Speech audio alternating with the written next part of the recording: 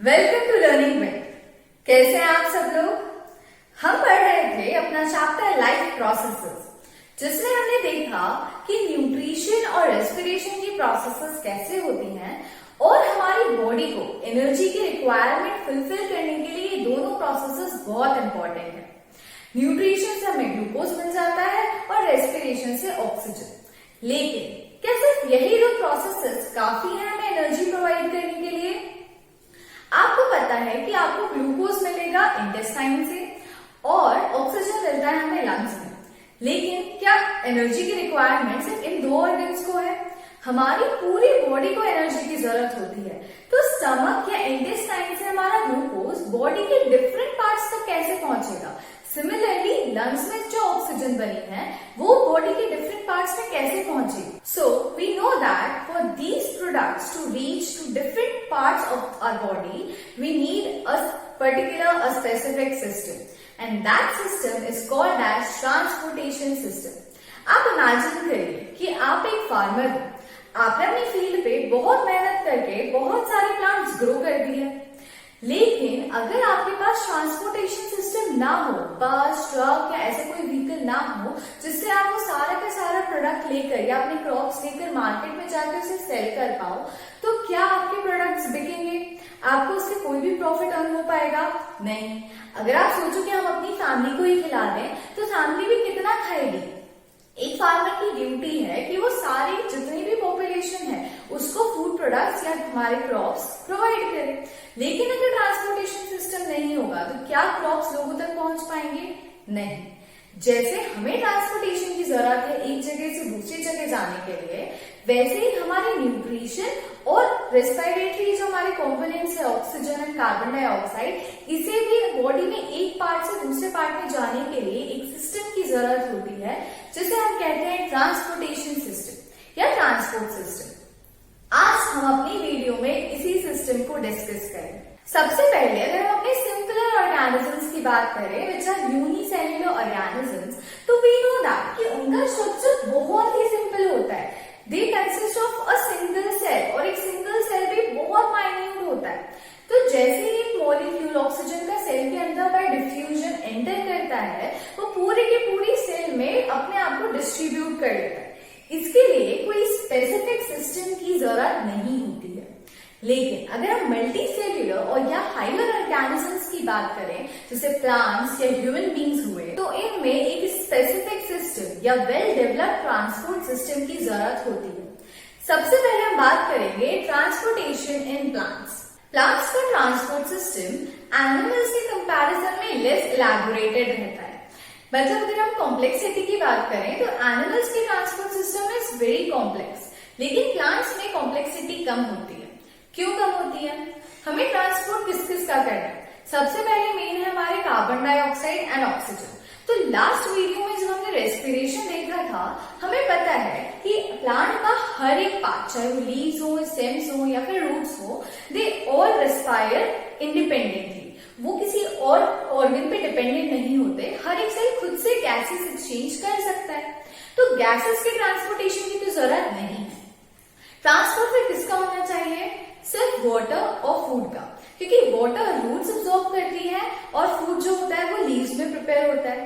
तो food different parts of the plant तक distribute करना और रूट से जो वाटर एब्सॉर्ब हुआ है उसको प्लांट्स तक पहुंचाना, ये दो फंक्शंस के लिए प्लांट्स के पास में दो स्पेशलाइज्ड टिश्यूज होते हैं which are xylem and phloem. Xylem and phloem are called as complex tissues. आपने 9th स्टैंडर्ड में टिश्यूज में पढ़ा है कि इन्हें हम कॉम्प्लेक्स टिश्यूज कहते हैं। और वो क्यों कहते हैं?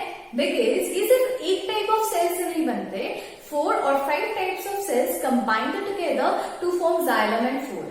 That's why these are called as complex tissues. अब ये दोनों टिश्यूज स्पेशलाइज्ड होते हैं for the transportation of a particular component. जैसे जाइलम जो है वो सिर्फ वाटर और minerals from roots to different part of the plant transport करता है और फ्लोएम सिर्फ फूड का ट्रांसपोर्टेशन करता है।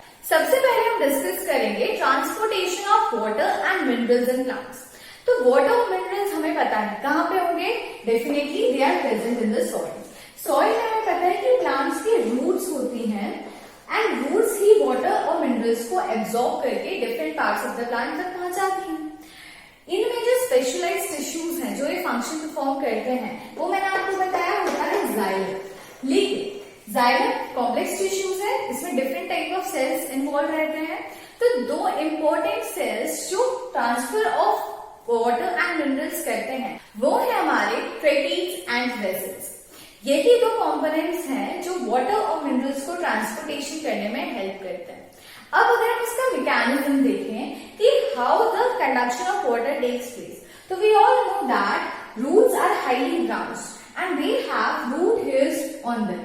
हमने ना लास्ट रेस्पिरेशन के टाइम पे भी देखा था कि ऑक्सीजन और कार्बन डाइऑक्साइड का जो एक्सचेंज होता है वो रूट हेयर से भी होता है। तो वाटर का एब्जॉर्प्शन भी रूट हेयर्स करते हैं फ्रॉम द सॉइल। रूट्स है सॉइल में, सॉइल के जो पार्टिकल्स हैं इनके आसपास वाटर के बहुत सारे ड्रॉपलेट्स रहते हैं। इन्हीं ड्रॉपलेट्स से रूट्स हेयर्स कंबाइन करती हैं और बाय डिफ्यूजन ये वाटर पार्टिकल्स रूट के अंदर एंटर करते हैं। रूट के अंदर बाय डिफ्यूजन एंटर करने के बाद थ्रू एपिडर्मिस, एपिडर्मिस हमें पता है the outer most layer of the root है ना, किसी भी प्लांट के जो आउटर मोस्ट पार्ट है that is called as epidermis. तो रूट हेयर से सबसे पहले एपिडर्मिस में एंटर करके then the water enters into the cortex. उसके बाद कॉर्टेक्स से रूट जाइलम में हमारा वाटर मॉलिक्यूल एंटर करता है। रूट जाइलम मतलब xylem different parts of the plant में होता है। तो जो जाइलम रूट में होगा हम उसे कहेंगे रूट जाइलम, जो जाइलम स्टेम में होगा हम उसे कहेंगे stem xylem.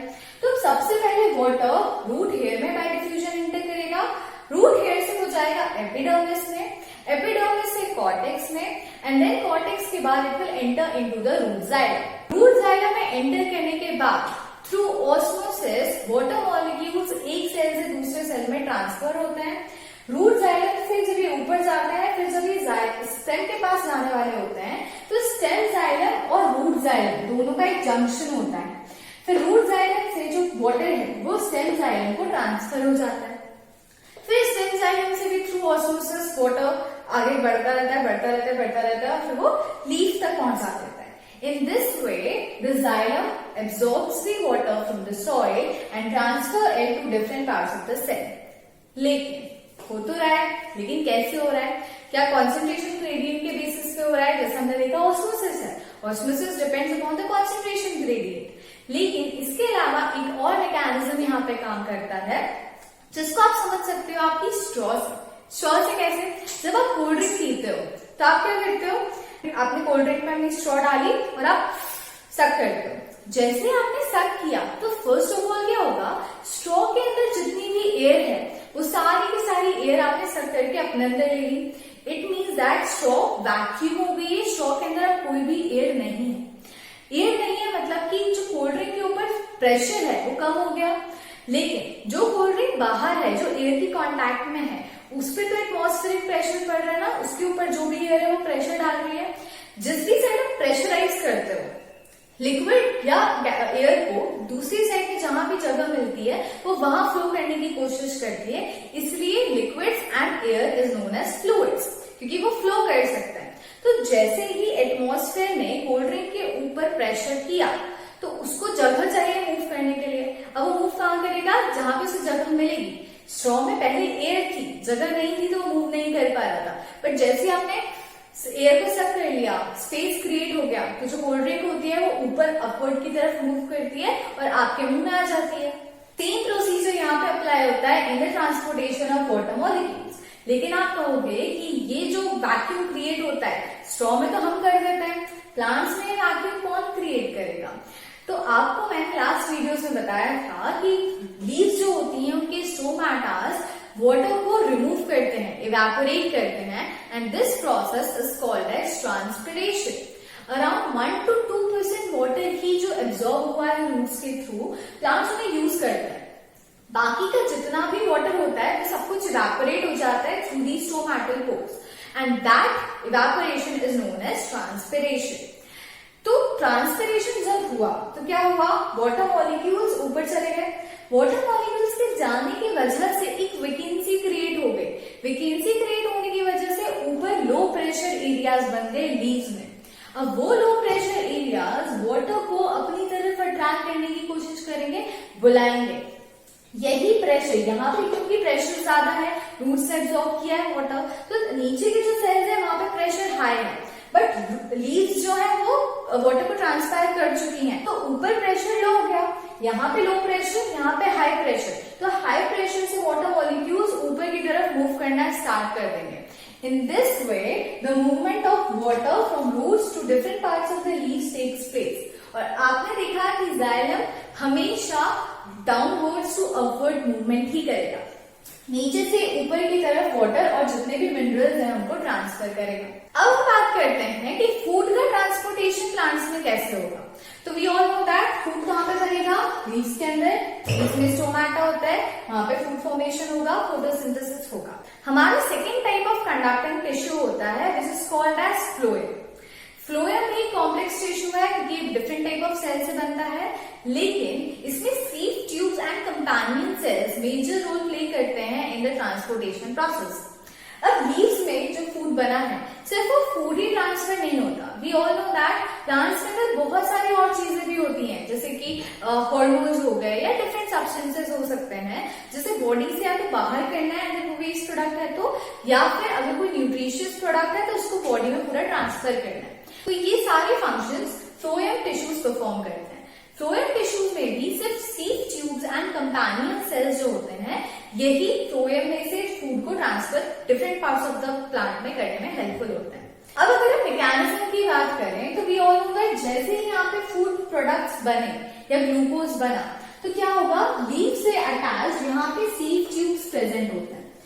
Leave by the use of energy, ATP का यहाँ पे यूज होता है। रूट्स के टाइम पे हमने देखा था कोई एनर्जी रिक्वायरमेंट की जरूरत नहीं है प्लांट्स को वाटर ट्रांसफर करने के लिए, लेकिन क्योंकि लीव्स को ग्लूकोज ट्रांसफर करना, glucose is very large molecule, तो ऐसे लार्ज मॉलिक्यूल्स को थ्रू सिंपल डिफ्यूजन या ऑस्मोसिस हम ट्रैवल नहीं करवा सकते। That's why use of energy is required. तो एटीपी के यूज से ये जो ग्लूकोज यहाँ पे बना है ये हमारे सीव ट्यूब्स को ट्रांसफर हो जाता है। जैसे ही सीव ट्यूब्स ने इस ग्लूकोज को एब्जॉर्ब किया, वैसे ही दूसरे different parts of the plant से वाटर अंदर एंटर करना स्टार्ट हो जाता है थ्रू ऑस्मोसिस। लीव्स के डिफरेंट पार्ट्स में पता है वाटर ने जो एब्जॉर्ब हुआ है वो वाटर सेल्स में प्रेजेंट है।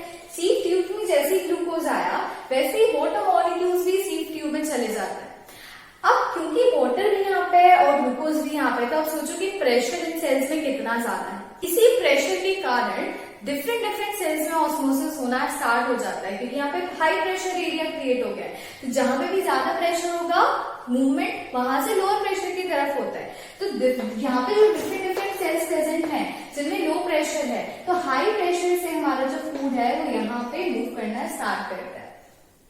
फ्लोएम सिर्फ अपवर्ड टू लोअर ही मूव नहीं करता, वो डिफरेंट डायरेक्शंस में मूव कर सकता है, क्योंकि प्लांट्स बहुत ही ब्रांच स्ट्रक्चर के होते हैं। जरूरी नहीं है कि सिर्फ फूड का रिक्वायरमेंट ऊपर से लेके नीचे तक हो, साइडवेज भी होता है। तो xylem downward to upward movement show करता है, लेकिन phloem upward to downward, upward to sideways and downward to upward movement भी शो कर सकता है। ये जो प्रोसेस है, the movement of food from leaves to different parts of the plant, this process is known as translocation. Plants को transportation करने के लिए स्पेशल टिश्यूज की जरूरत है। ऐसे ही एनिमल्स में भी एक स्पेसिफिक टिश्यू होता है which is called as blood. Blood is a type of connective tissue which connects different parts of the body. Blood is a liquid substance which can flow. और फ्लो करने की वजह से वो एक जगह से दूसरी जगह इजीली ट्रैवल कर सकता है, और इसके अंदर कुछ ऐसे कंपोनेंट्स होते हैं जो मटेरियल को अपने साथ बाइंड करके डिफरेंट ऑर्गन्स तक पहुंचा सकता है। जैसे अगर मुझे एक जगह से दूसरी जगह जाना है तो मुझे या तो कार की हेल्प लेनी पड़ेगी, या जीप की, या बस की, या ट्रेन की। तो ये जो मेरे व्हीकल्स है ना, these vehicles can be considered as blood. जैसे एक कार या बस से हम एक जगह से दूसरी जगह जा सकते हैं, वैसे ही न्यूट्रिएंट्स हमारी बॉडी में ब्लड में बैठकर इधर से उधर चले जाते हैं। ब्लड हमें पता है फ्लूइड सब्सटेंस है जिसमें 70 to 80% वाटर है। इसके अलावा main components of blood are plasma, white blood cells, red blood cells and platelets. Plasma एक थिक लिक्विड कलरलेस सब्सटेंस होता है जिसमें अराउंड 90% वाटर होता है। इसके अलावा कुछ protein molecules, digested food, waste products like carbon dioxide, ये भी हमारे प्लाज्मा में इंक्लूडेड है। और हमारे आरबीसीज, डब्ल्यूबीसीज एंड प्लेटलेट्स इसी प्लाज्मा, इसी फ्लूइड स्ट्रक्चर के अंदर प्रेजेंट रहते हैं। जैसे कि हमारे साइटोप्लाज्म में ऑर्गेनेल्स रहते हैं, ऐसे ही प्लाज्मा के अंदर हमारे white blood cells, red blood cells and platelets embedded रहते हैं। आरबीसी जो होते हैं वो रेड कलर्ड होते हैं। रेड कलर क्यों होता है? Because they contains a pigment which is called as hemoglobin. He means iron. Hemoglobin contains iron molecule in it which provides red color to the red blood cells. RBCs ये components हैं जो कि oxygen को एक जगह से दूसरी जगह ट्रांसफर कर सकते हैं। हमने लास्ट वीडियो रेस्पिरेशन में देखा है कि haemoglobin combines the oxygen and forms oxyhaemoglobin and transfers the oxygen to different parts of the cells. डब्ल्यूबीसीज कलरलेस कंपोनेंट्स होते हैं जिनका कोई कलर नहीं होता, लेकिन इनका फंक्शन बहुत ही इंपॉर्टेंट है। ये हमारी बॉडी को इम्यूनिटी प्रोवाइड करते हैं। इम्यूनिटी, ताकि अगर कोई भी बाहर से ऑर्गेनिज्म है, कोई बैक्टीरिया है, वायरसेस हैं, अगर फॉरेन ऑर्गेनिजम्स हमारी बॉडी में एंटर करते हैं तो वो हमें हॉस्ट ना बना लें, हम पर फीड ना करें और हमें कोई डिजीज ना कॉज करें। तो इसी से प्रोटेक्ट करने के लिए डब्ल्यूबीसीज हमारे सोल्जर्स की तरह हमारी बॉडी को प्रोटेक्ट करते हैं। जैसे उन्हें पता चलता है कि बाहर से कोई ऑर्गेनिज्म बॉडी के अंदर एंटर कर रहा है, वो एक्टिवेट हो जाते हैं, उसको फाइट बैक करते हैं और हमारी बॉडी को बचा लेते हैं। अगर इन केस डब्ल्यूबीसीज अच्छे से परफॉर्म नहीं कर पाएंगे तो क्या होगा कि बाहर से कोई भी ऑर्गेनिज्म इजीली हमारी बॉडी में एंटर करेगा और हमें अपना होस्ट बना के डिजीज कॉज कर सकता है। तो white blood cells plays an important role in the protection of our body from foreign organisms. Last, अगर हम प्लेटलेट्स की बात करें तो प्लेटलेट्स क्लॉटिंग में हेल्प करते हैं। जैसे ही आपको कहीं पे कट लग जाता है और आपका ब्लड फ्लो होना स्टार्ट हो जाता है तो थोड़ी देर बाद आप देखते हो कि ब्लड क्लॉट हो गया है, ब्लड सॉलिडिफाई हो गया है। ये सॉलिडिफिकेशन प्लेटलेट्स की वजह से ही होता है।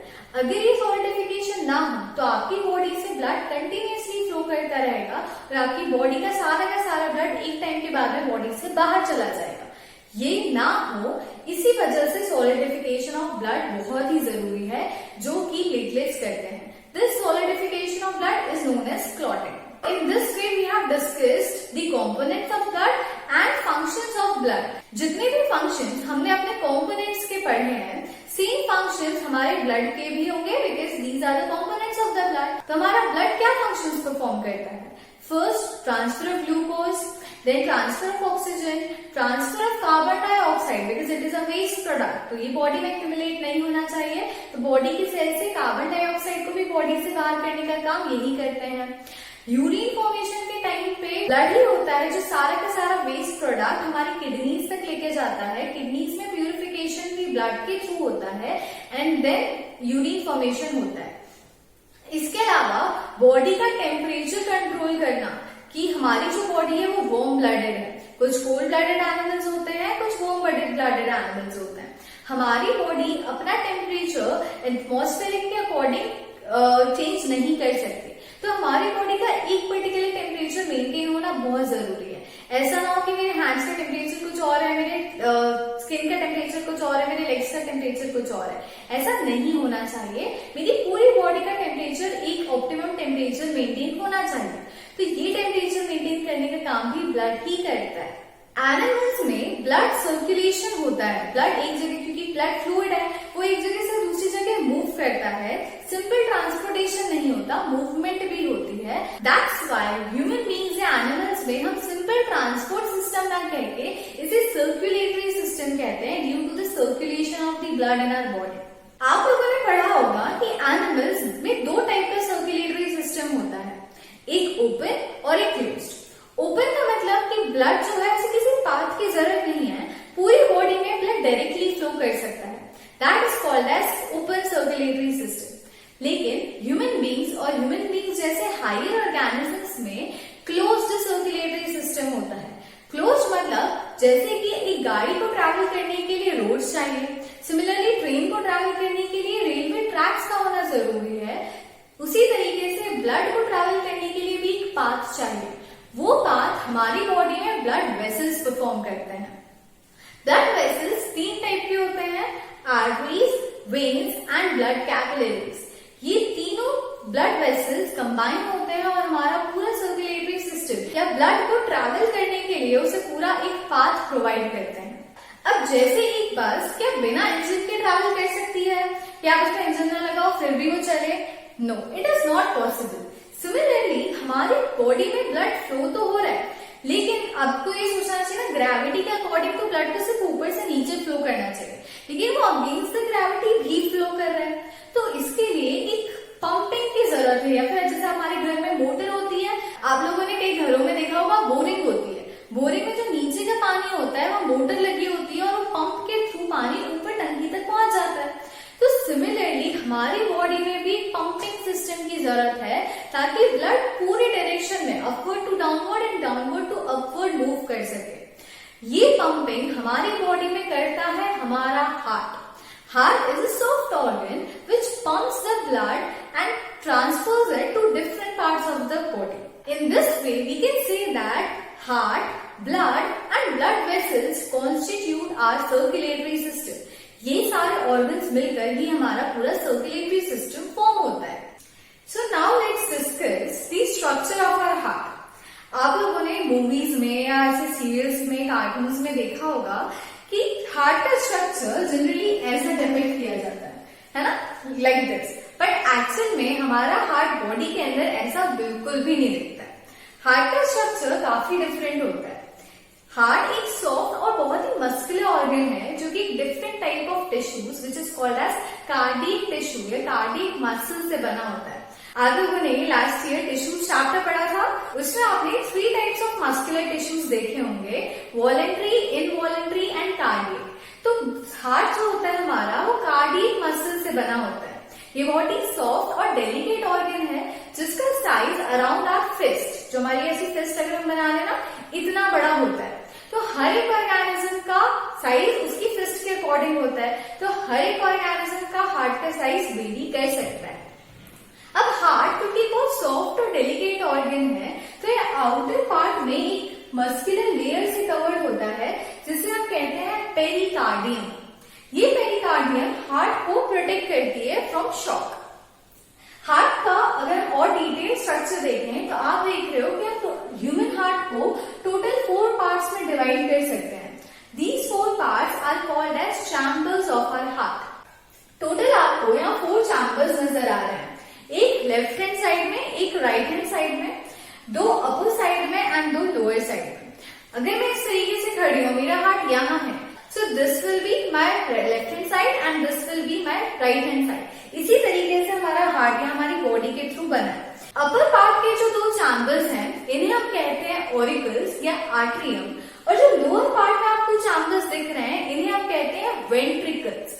तो लेफ्ट हैंड साइड में अपर पार्ट में क्योंकि ऑरिकल है तो लेफ्ट हैंड साइड में इसलिए आप इसे कहोगे लेफ्ट ऑरिकल या लेफ्ट आर्ट्रियम, और क्योंकि राइट हैंड साइड में अगर एक ऑरिकल है तो आप इसे कहोगे राइट आर्ट्रियम या राइट ऑरिकल। सिमिलरली लोअर आ जाओगे आप डाउनवर्ड सेक्शन में, लेफ्ट हैंड साइड होगा आपका लेफ्ट वेंट्रिकल और राइट हैंड साइड होगा आपका राइट वेंट्रिकल। अब आपने देखिए यहाँ पे टोटल 4 चैम्बर्स हैं, लेकिन ये 4 चैम्बर्स आपस में सेपरेटेड हैं। जैसे अगर हमारे घर की रूम्स हैं बहुत सारे तो वो रूम्स वॉल से सेपरेटेड रहते हैं, ऐसे ही हमारे हार्ट के चैम्बर्स भी वॉल से सेपरेटेड है जिसे आप कहोगे सेप्टम। लेफ्ट हैंड साइड और राइट हैंड साइड आप देख रहे हो यहाँ पे एक वॉल है, this wall is called as septum. ऐसे ही आपका अपर पार्ट और लोअर पार्ट भी डिफरेंशिएटेड है, अलग अलग है। कैसे? With the help of these walls. यहाँ पे आपको V1 और V2 दिख रहा होगा, ये वॉल्स भी मस्कुलर फ्लैप्स होते हैं जो आपके ऑरिकल और वेंट्रिकल को डिवाइड करते हैं। In this way, we can say that our heart is completely developed and have 4 chambers. We know that heart is a pumping organ. ये ब्लड को पंप करेगा ताकि ये सारी की सारी बॉडी में फैल सके। लेकिन पंपिंग एक्शन कैसे होगा तो देखते हैं इसका मैकेनिज्म कैसा है। सबसे पहले अगर हम आर्टरीज की बात करें तो हार्ट से ऑर्गन्स तक पहुंचाने का काम ब्लड को करती है आर्टरीज। मतलब हार्ट से अगर कोई भी ब्लड ऑर्गन्स तक जा रहा है तो ये फंक्शन कौन परफॉर्म करेगा? आर्टरीज। सिमिलरली ऑर्गन से अगर ब्लड को हार्ट तक पहुंचा रहा है तो ये काम कौन करेगा? हमारी वेन्स। तो आपको याद रखना है कि three types of blood vessels में से आर्टरीज और वेन्स का मेन फंक्शन क्या है? हार्ट से ऑर्गन्स तक ब्लड को ट्रांसफर करने का काम आर्टरीज करती हैं और ऑर्गन से हार्ट तक ब्लड ट्रांसफर करने का काम वेन्स करती हैं। ऑर्गन्स को जरूरत होती है ऑक्सीजन की और यही ऑक्सीजन उसे कहां से मिलेगी? ब्लड के थ्रू। ब्लड उसे कौन पंप कर रहा है? हार्ट। तो हार्ट ब्लड को पंप कर कर हमारे ऑर्गन्स तक पहुंचाएगा ताकि उसे ऑक्सीजन मिल सके।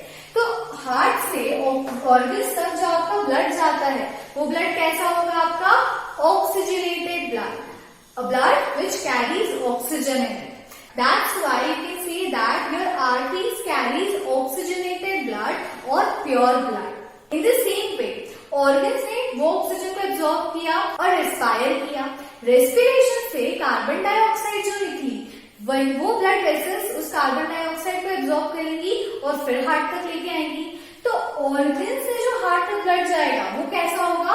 डीऑक्सीजनेटेड ब्लड, ऐसा ब्लड जिसमें कि ऑक्सीजन प्रेजेंट नहीं है और उसे हम कह सकते हैं कि that is impure blood which contains carbon dioxide है।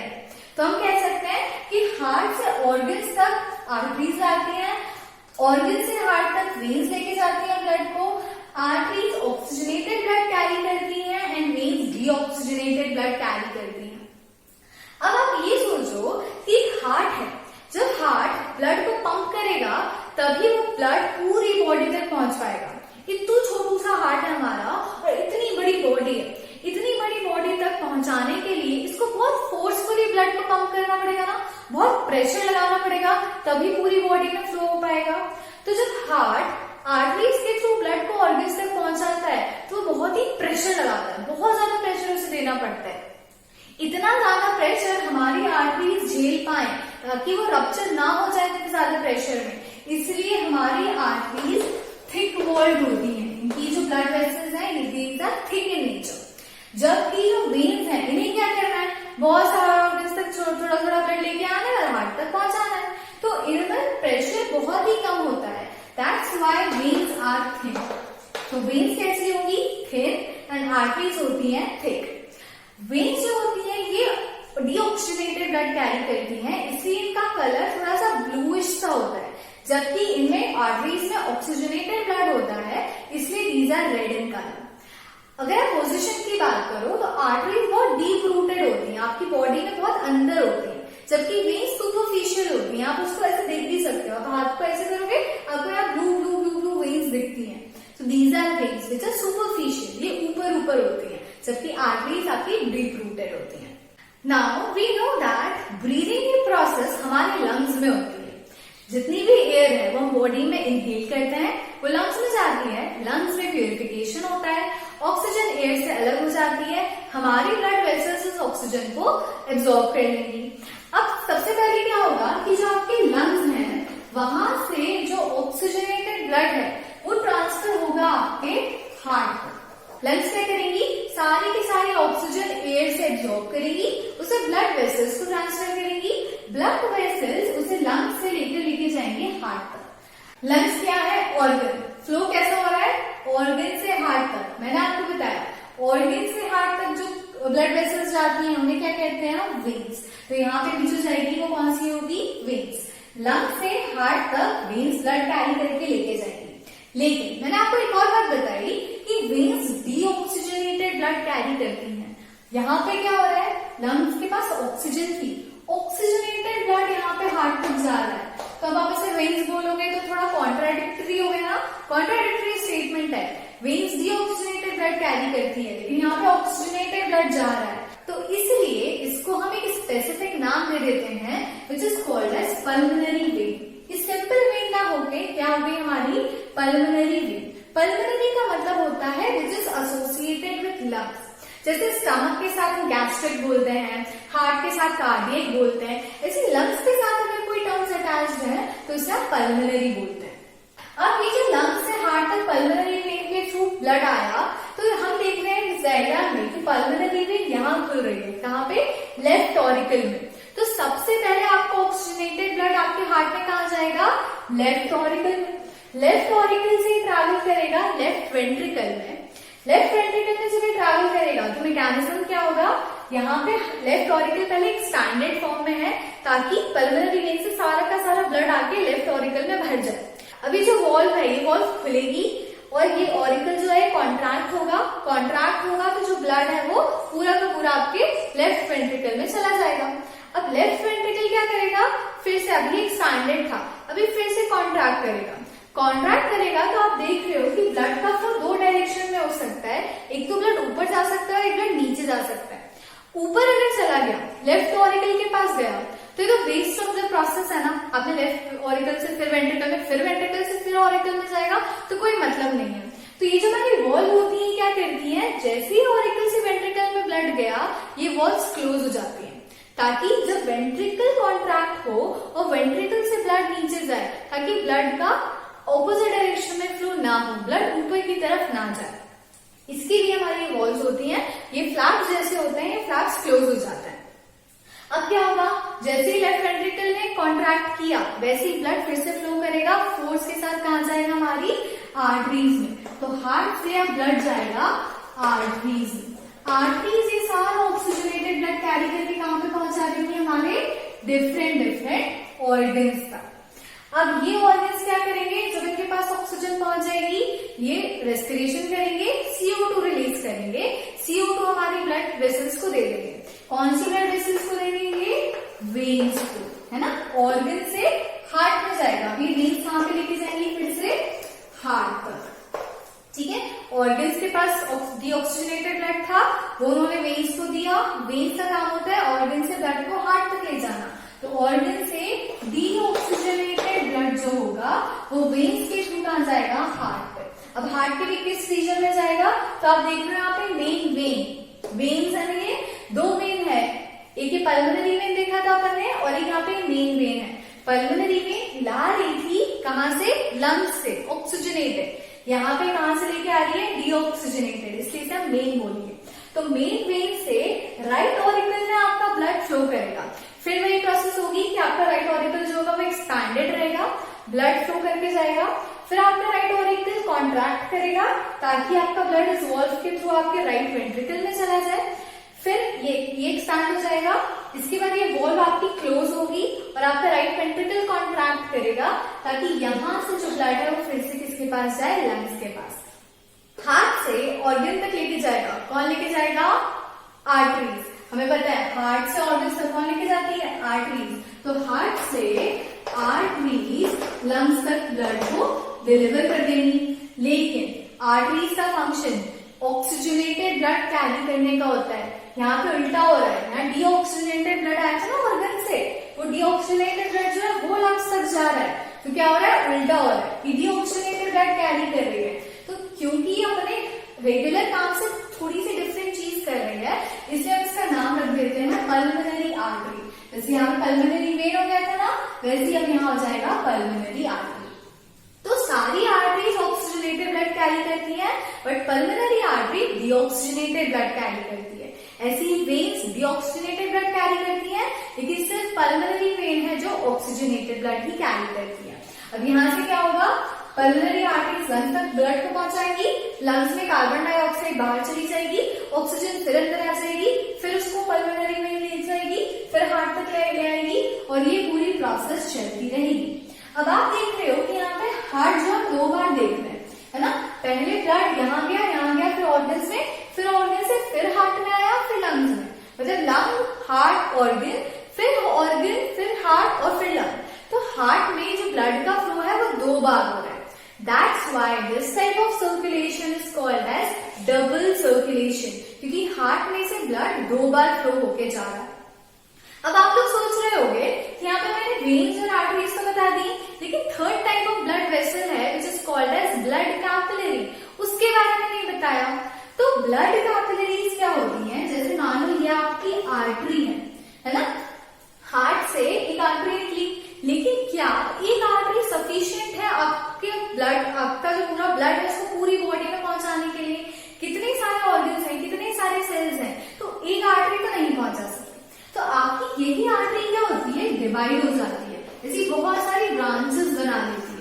यही जो ब्रांच स्ट्रक्चर है इसी को हम कहते हैं ब्लड कैपिलरीज। आर्टरीज डायरेक्टली किसी भी सेल के अंदर नहीं जाती ब्लड पहुंचाने के लिए। आर्टरीज डिवाइड होती हैं, ब्लड कैपिलरीज बनाती हैं और वही ब्लड कैपिलरीज हमारे ऑर्गन्स तक जाती है। ब्लड कैपिलरीज ऑर्गन्स में जाएंगी, उसको ब्लड देंगी, ऑक्सीजन देंगी, वो ऑक्सीजन एब्जॉर्ब करेगा, फिर कार्बन डाइऑक्साइड जो ऑर्गन्स ने रिलीज की है वो भी यही ब्लड कैपिलरीज एब्जॉर्ब कर लेती हैं और फिर ये बाद में, जैसे मान लो ये ऑर्गन है, इस ऑर्गन तक के ब्लड कैपिलरीज आई, ऑक्सीजन दे दी, यहाँ से CO2 रिलीज हुआ, फिर यहाँ से फिर से बहुत सारी ब्लड कैपिलरीज निकलती हैं जो बाद में कंबाइन होकर बना लेती हैं हमारी veins.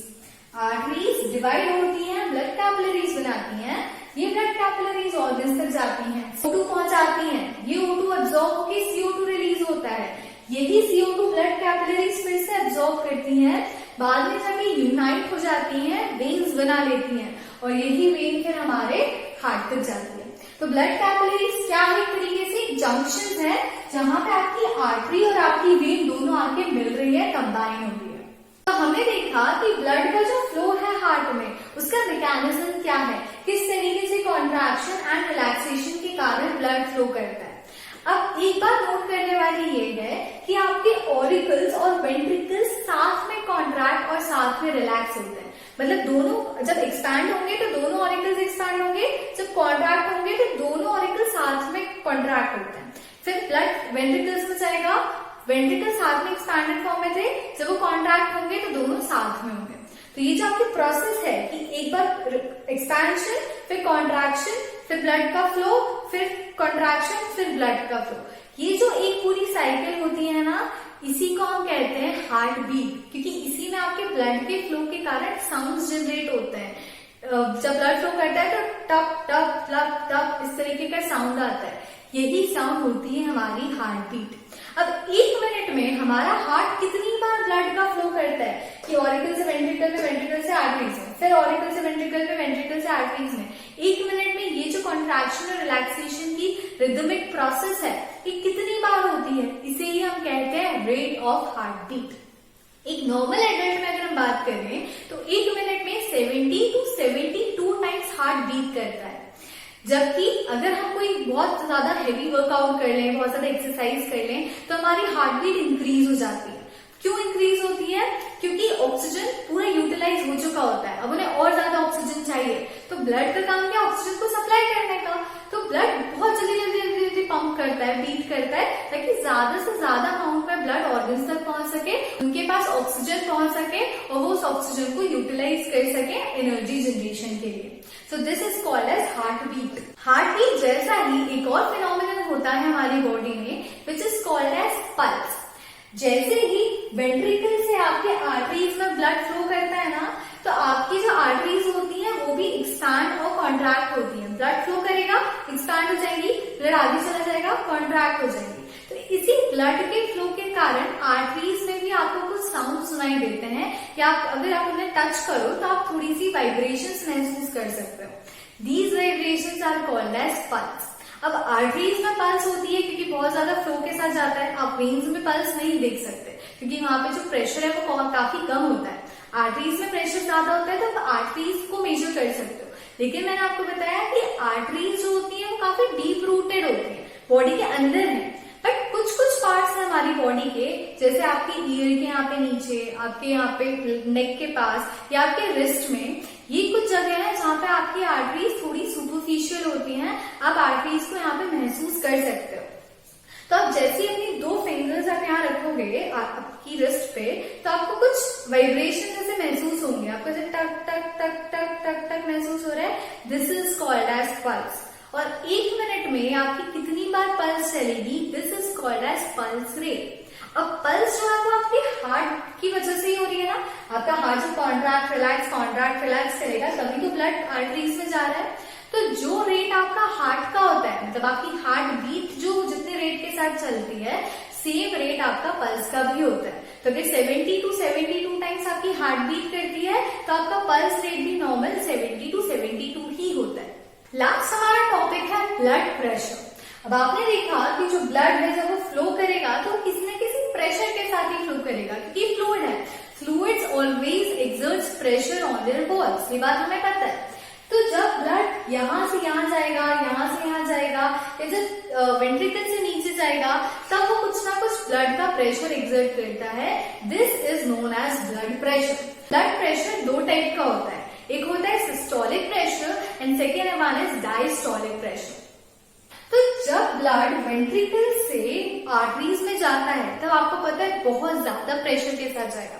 So the maximum pressure at which blood leaves the heart and enters into the arteries. जैसे ही हार्ट को छोड़ के वो आर्टरीज में जाएगा ब्लड तो बहुत फोर्स के साथ जाता है, तो that maximum force is called as diastolic pressure. ये कब होगा? जब आपका हार्ट कॉन्ट्रैक्ट फॉर्म में रहेगा। जब हार्ट कॉन्ट्रैक्ट होगा तभी वहां पे ब्लड जाएगा नीचे, फोर्स के साथ जाएगा, तो वो जो मैक्सिमम प्रेशर है दैट इज सिस्टोलिक प्रेशर। अब क्या होगा, कभी कभी, हमेशा तो आपका जो हार्ट है वो एकदम से कॉन्ट्रैक्टेड नहीं रहेगा, आपका हार्ट एक्सपैंड भी होगा। जब आपके वेंट्रिकल्स एक्सपैंडेड फॉर्म में रहेंगे तब आपकी आर्टरीज में बहुत ज्यादा फ्लो के साथ ब्लड नहीं जाएगा। उस टाइम पे आपका जो ब्लड प्रेशर है वो थोड़ा सा कम हो जाएगा। So the minimum pressure in your arteries when your heart is at relaxed state, जब आपका हार्ट रिलैक्स स्टेट में है, कॉन्ट्रैक्टेड नहीं है, उस टाइम पे जब आपके आर्टरीज में जो फ्लो होगा या आर्टरीज का प्रेशर होगा that pressure is called as diastolic pressure. तो सिस्टोलिक प्रेशर कब होगा? जब आपके वेंट्रिकल्स कॉन्ट्रैक्ट हैं, बहुत तेज फ्लो आ रहा है, प्रेशर बहुत ज्यादा है आर्टरीज में, तो वो जो आर्टरीज का प्रेशर है वो सिस्टोलिक प्रेशर है। और जब आपके वेंट्रिकल्स रिलैक्स्ड हैं, बहुत ज्यादा फ्लो के साथ आर्टरीज में ब्लड नहीं जा रहा है, प्रेशर लो है, तो वो मिनिमम प्रेशर जो होता है that is called diastolic pressure. एक एडल्ट ह्यूमन बीइंग की अगर हम बात करें तो systolic pressure 120 mmHg, Hg means mercury, तो हम इसे क्या कहते हैं, मर्क्यूरी के जो प्रेशर है उसके अकॉर्डिंग मेजर करते हैं। इसलिए 120 mmHg is our systolic pressure and 80 mmHg is our diastolic pressure. ये जो प्रेशर है ये एक नॉर्मल एडल्ट ह्यूमन बीइंग का है। आपकी बॉडी में प्रेशर आपकी एज के साथ साथ वेरी हो सकता है। अगर आप बहुत एडल्ट हो, यंग हो सकता है आपकी बॉडी में ब्लड प्रेशर थोड़ा कम हो, 110 to 70 mmHg भी हो सकता है। लेकिन अगर आपकी एज काफी ज्यादा है तो आपका ब्लड प्रेशर 130 to 90 mmHg भी पहुंच सकता है। This is called as high blood pressure. High blood pressure की जो कंडीशन होती है इसे हम हाइपरटेंशन भी बोलते हैं। और ये कब होती है? जब आपकी आर्टरीज में ब्लॉकेज आ जाए, तो मान लो फैट जमा हो जाए किसी कारण से, अगर उसकी जो वॉल है मान लो वो ऐसी है, इसकी जगह यहाँ पे इसकी जो वॉल है इस तरह की हो जाए, नैरो हो जाए, तो नैरो होने की वजह से क्या होगा, आपकी ब्लड, आपकी आर्टरीज में जो ब्लड है वो और ज्यादा तेज फ्लो करेगा, जिसकी वजह से प्रेशर इंक्रीज हो जाएगा, which results in the high blood pressure और हाइपरटेंशन। ब्लड प्रेशर को मेजर करने के लिए हमारे पास एक इंस्ट्रूमेंट है which is called as sphygmomanometer. ये इंस्ट्रूमेंट आपका ब्लड प्रेशर मेजर करने में बहुत हेल्पफुल होता है और हमारे डॉक्टर्स भी इसी को यूज करते हैं। इसमें एक बेल्ट होता है, सबसे पहले आपकी जिस भी पार्ट का आपको ब्लड प्रेशर मेजर करना है, जनरली हम अपने अपर आर्म को मेजर करते हैं, जो बेल्ट होता है वो हम अपने आर्म के अराउंड एकदम बहुत टाइटली होल्ड करते हैं, इतने टाइटली उसे पैक करते हैं ताकि जो आपकी आर्टरीज हैं उनमें ब्लड फ्लो बिल्कुल रुक जाए, बिल्कुल ब्लड फ्लो ना हो।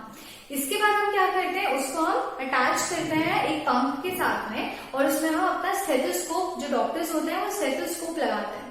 स्टेथोस्कोप हेल्पफुल होता है साउंड मेजर करने में, जो हार्ट बीट के टाइम पे साउंड होता है या आर्टरीज में जब पल्स होती है, ब्लड फ्लो करता है, तो उसके टाइम पे जो साउंड जनरेट हुई है उस साउंड को मेजर करने के लिए हम स्टेथोस्कोप यूज करेंगे।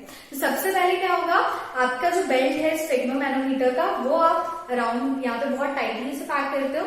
फिर यहाँ पे पंप होता है, आपने देखा होगा डॉक्टर्स उसको ऐसे पंप करते हैं। एक इंस्ट्रूमेंट होता है उसके पास में जिसमें मर्क्यूरी फिल्ड होती है, वो मर्क्यूरी रेज या डाउन होती है, इसी के थ्रू हमें पता चलता है कि कितना प्रेशर जनरेट हो रहा है।